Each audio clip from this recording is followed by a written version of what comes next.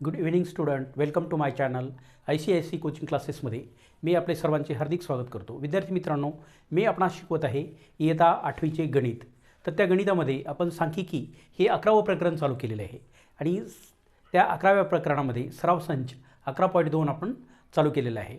तर याच्यामध्ये आपण जे स्तंभालेख आहेत तर ते स्तंभालेख कोणत्या पद्धतीने काढले जातात किंवा त्यांची रीडिंग, त्यांचं वाचन कसं केलं जातं, त्याच्या आधारे प्रश्नाची उत्तरं कशी दिली जातात, तर हे मी आपणास शिकवत आहे. तर सुरुवातीला आपल्याला एक स्तंभालेख दिलेला आहे, तर तो स्तंभालेखाचे निरीक्षण करून आपल्याला प्रश्नाची उत्तरे द्यायची आहेत.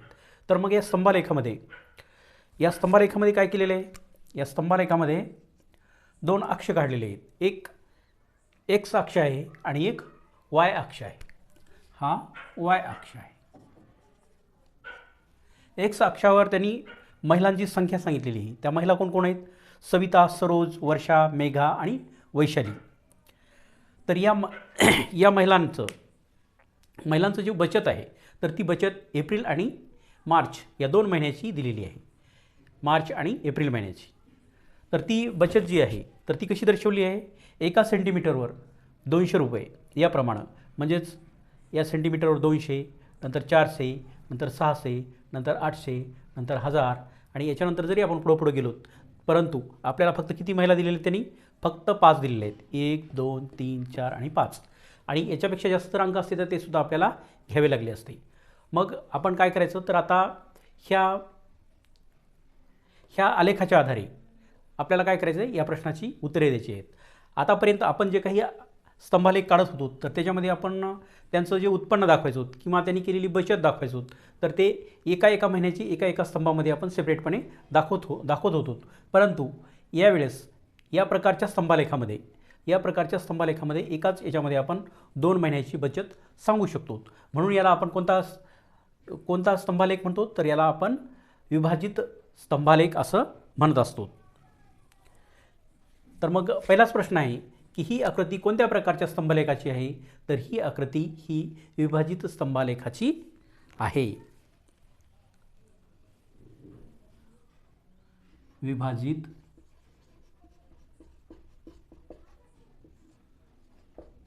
स्तंभालेखाची आहे. याला अंडरलाईन करा म्हणजे तुमच्या लक्षात येऊन जाईल. ही आकृती कोणत्याची आहे मग? तर ती विभाजित स्तंभालेखाची आहे. तर यांनी एप्रिलमधली बचत कशाने दर्शवलेली आहे? हे जे अशा आडव्या रेषा ओढल्या आहेत तर यांनी दर्शवलेली आहे. म्हणजे हा झाला एप्रिल महिना आणि हा जे ब्लँक आहे, हा जे कोरा आहे, तर तो मार्च महिना. मग ही सविताची बचत आहे. बघा, सविताची बचत किती झाली मग? एकूण 1000. परंतु ह्या मार्चमधली बचत तिची किती आहे? तर मार्चमधली बचत ही जे ब्लँक जागा जी दिलेली आहे तर ही ब्लँक जागा म्हणजेच 1000 म्हणजे 400ची बचत जी आहे तर ती मार्च महिन्यामधली आहे आणि एप्रिलमधल्याची ही 600, दोन्ही मिळून 1000. तर अशी या पद्धतीनं ही यांची बचत दिलेली आहे मार्च आणि एप्रिल महिन्याची. आता वैशालीची 1 महिन्याची बचत किती? आता बघा, ही वैशाली आहे आणि ह्या वैशालीची 1 महिन्याची बचत विचारलेली आहे आपल्याला. वैशालीची एप्रिल महिन्याची बचत, एप्रिल महिन्यामध्ये केलेली तिने बचत. एप्रिल महिन्यामध्ये कोणता आहे मग एप्रिल महिना? तर हा डॉटनं दाखवलेला हा एप्रिल महिना आहे. तर मग याच्यामध्ये किती बचत केलेली तिनं? वैशालीची बचत जी आहे तर ती 1 महिन्याची बचत 600 रुपये आहे. किती बचत केलेली तिनं? 600 रुपये. 600 रुपये एप्रिल महिन्याची बचत. एप्रिलची बचत 600 रुपये. सरोजची मार्च व एप्रिल महिन्याची बचत किती? आता सरोज जे आहे तर सरोजची मार्च आणि एप्रिल म्हणजे 2 महिन्याची तिची बचत विचारलेली आहे.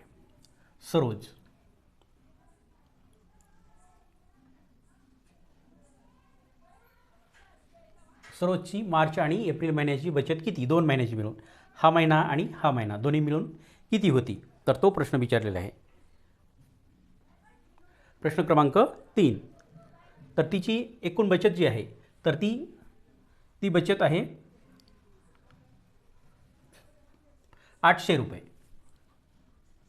800 रुपये मार्च व एप्रिलची बचत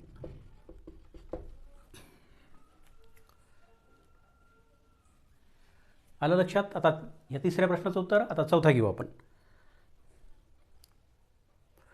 चौथा प्रश्न विचारलेला आहे, सविताची एकूण बचत मेघाच्या एकूण बचतीपेक्षा किती जास्त आहे. आता सविताची बचत जी आहे, तर सविताची बचत किती आहे, एकूण 1000 आहे. आणि मेघा जे आहे, मेघाची बचत किती आहे, 500 रुपये. म्हणजेच 1000मधून 500 गेले, खाली किती राहिले, 500. तर मग हिची जी बचत आहे, सविताची बचत मेघाच्या बचतीपेक्षा कितीने जास्त आहे, 500 रुपयाने जास्त आहे. आता पाचवा प्रश्न विचारलेला आहे की कोणाची एप्रिल महिन्यातील बचत सर्वात कमी आहे. आता एप्रिल महिन्याची सर्वात कमी बचत कोणाची आहे ते विचारले. आता ही बघा, ही मेघा जी आहे, तर मेघाची विचारलेली की सर्वात कमी बचत कोणाची आहे, तर ती आहे मेघाची. सर्वात कमी बचत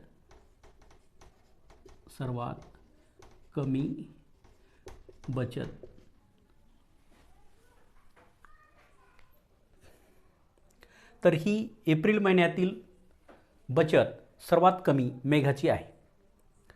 तर आता आपण ह्या पाचही प्रश्नाचे उत्तर दिलेले आहेत. हा स्तंभालेख कोणत्या प्रकारचा आहे तो प्रश्न विचारलेला होता. नंतर वैशालीची एप्रिल महिन्याची बचत विचारली होती. सरोजची मार्च व एप्रिल महिन्यातील बचत किती ते विचारलेलं होतं. सविताची एकूण बचत मेघाच्या बचतीच्या पेक्षा कितीने जास्त आहे, तर 500 रुपयांनी जास्त आहे, हा प्रश्न विचारला होता. आणि कोणाची एप्रिल महिन्यातील बचत सर्वात कमी आहे, तर एप्रिल महिन्यातील सर्वात कमी बचत ही मेघाची आहे. हे आपण पाचही प्रश्नाचे उत्तर दिलेले आहेत. हे सर्व तुमच्या लक्षात आलं असेल तर आपण दुसरा प्रश्न चालू करू.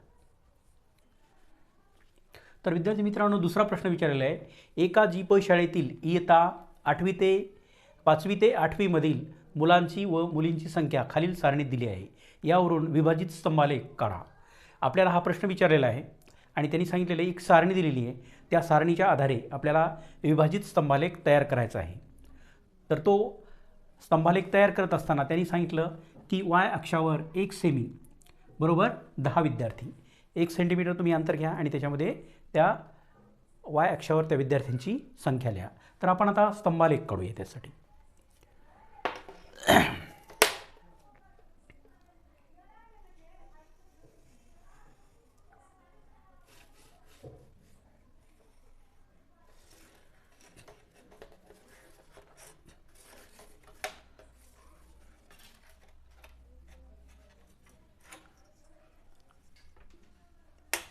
आपल्याला या माहितीच्या आधारे काय करायचं आहे, स्तंभालेख काढायचा आहे.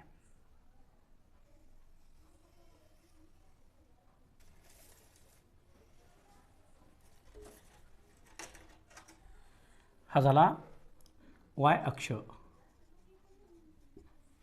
आणि हा झाला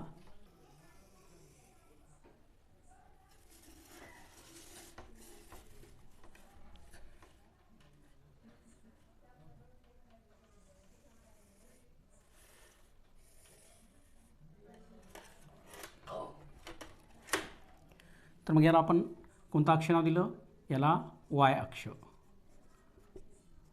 आणि हा एक्स अक्ष.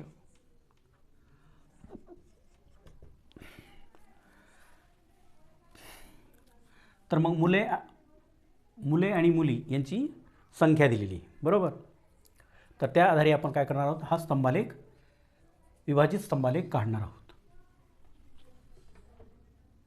1 2 3 4 5 6.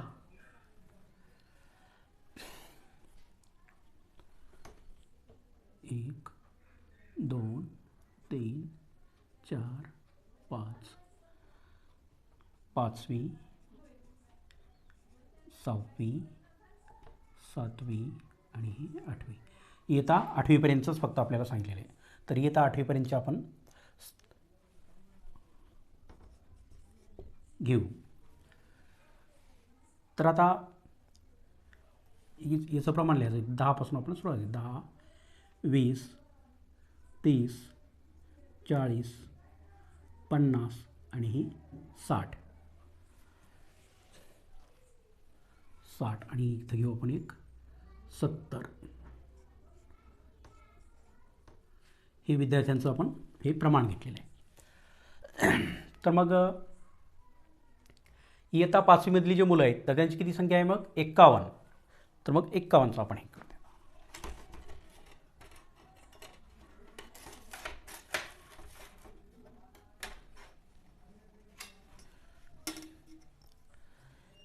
पन्नास आणि हा एक 51.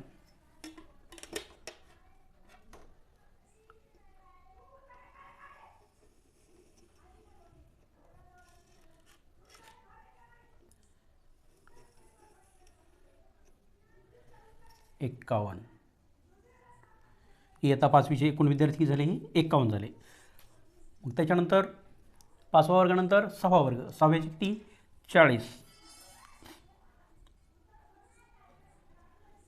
40 वर्ग 6वा.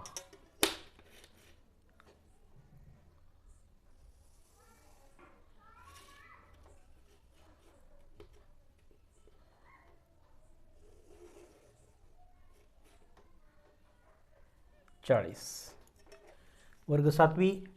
7वीचे किती आहेत 35. मग हे 30 आणि ह्या दोन्हीच्यामध्ये काय येईल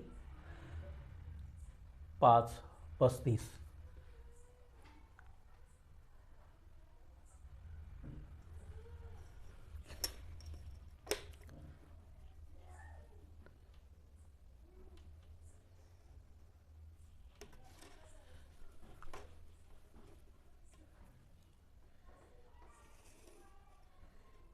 झाले 35.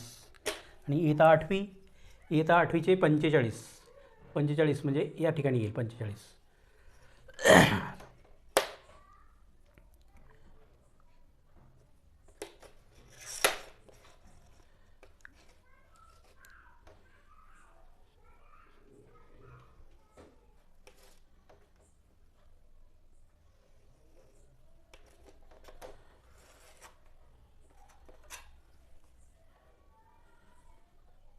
आपण जोडून घेऊ.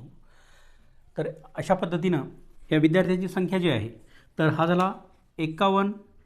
51 नंतर 40. 40 नंतर 35 आणि 35 नंतर 45. हा या पद्धतीने आपण हे स्तंभालेख काढले. आता याच्यामध्ये आपल्याला विचारलेलं आहे मुलाची संख्या आणि मुलीची संख्या एकाच स्तंभामध्ये आपल्याला दर्शवायची आहे. तर मग मुलांची संख्या किती आहे. मुले ही 34 आहेत. मुले 34. तर 34 मुले असल्यामुळं मग हे किती झाले हे झाले 30. नंतर 1 2 3 4 म्हणजे इथून घ्यायचं हे झाले 34. मग मुलांची संख्या दर्शवण्यासाठी आपण यांना डार्क करून घेऊ. ही मुलांची संख्या आहे आणि ही जी शिल्लक राहिली वरच्या भागामध्ये ही कशी झाली ही वरची मुलींची संख्या झाली. ही 17 एवढी जी झाली तर ही कोणाची संख्या झालेली आहे ही मुलीची संख्या झालेली आहे. मग आता इथं 26. इयत्ता 6वीमध्ये मुलांची संख्या जी आहे तर किती आहे मुलांची संख्या 26. 20 21 22 23 24 25 आणि 26 ही झाली मुलांची संख्या.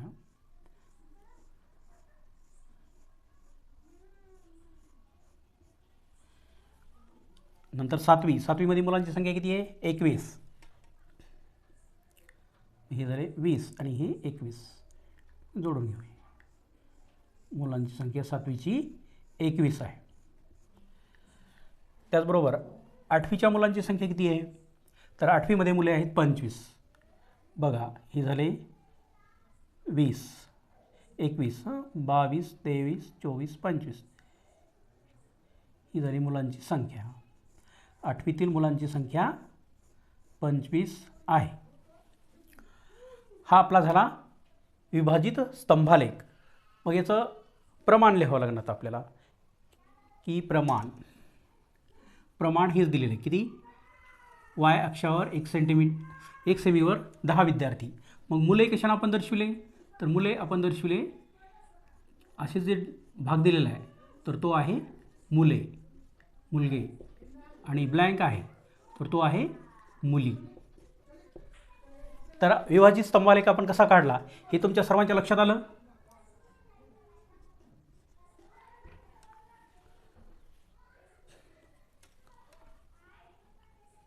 ही झाले विद्यार्थी 10, 20, 30, 40, 50, 60, 70 असे एक्स अक्षावर वाय अक्षावर विद्यार्थी दर्शवलेले आहेत आणि एक्स अक्षावर हे वर्ग दर्शवलेले आहेत. या पद्धतीने आपला हा विभाजित स्तंभालेख झालेला आहे. तुमच्या लक्षात आलं आपण कोणकोणत्या क्रिया केल्या? तर अशा पद्धतीने तुम्ही समजून घेण्याचा प्रयत्न करा. तुम्ही विभाजित स्तंभालेख काय सर्व स्तंभालेख तुम्ही काढू शकाल. हा व्हिडिओला तुम्ही लाईक करा, सबस्क्राईब करा आणि कमेंट बॉक्समध्ये कमेंट लिहा हा व्हिडिओ तुम्हाला कसा वाटला. Thanks for watching.